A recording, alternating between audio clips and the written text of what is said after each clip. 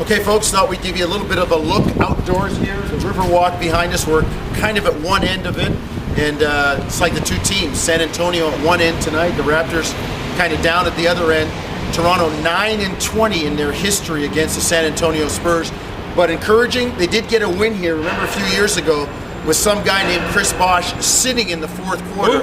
Oh yeah, some guy wearing number 4 sitting in the fourth quarter. Maybe Toronto can pull it off again tonight. Well, it'd be nice if they could pull one off based on the way that they've played of late. We talked about it a little bit yesterday in terms of their last 4 games, 3 of their last 4 holding their opponent under 45%.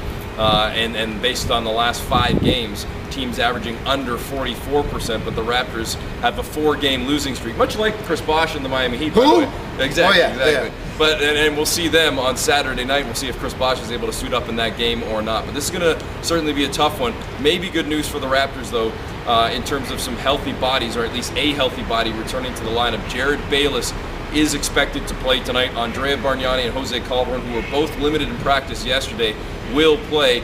Linus Clay's a game time decision. My hunch is he won't go, but that's just my hunch.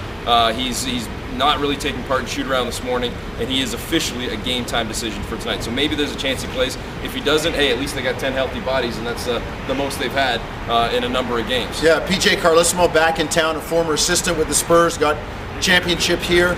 We talked to him, great interview in the pregame. He talked about how the Spurs are doing it differently this year.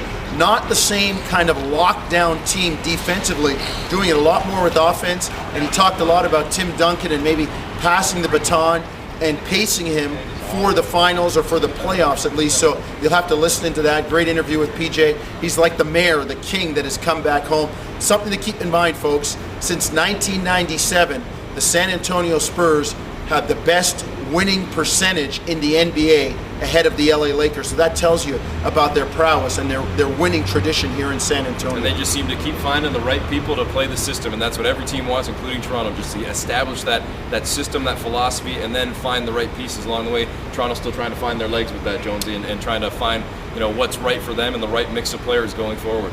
All right, time for lunch. There we go. Tonight, 7 o'clock pregame.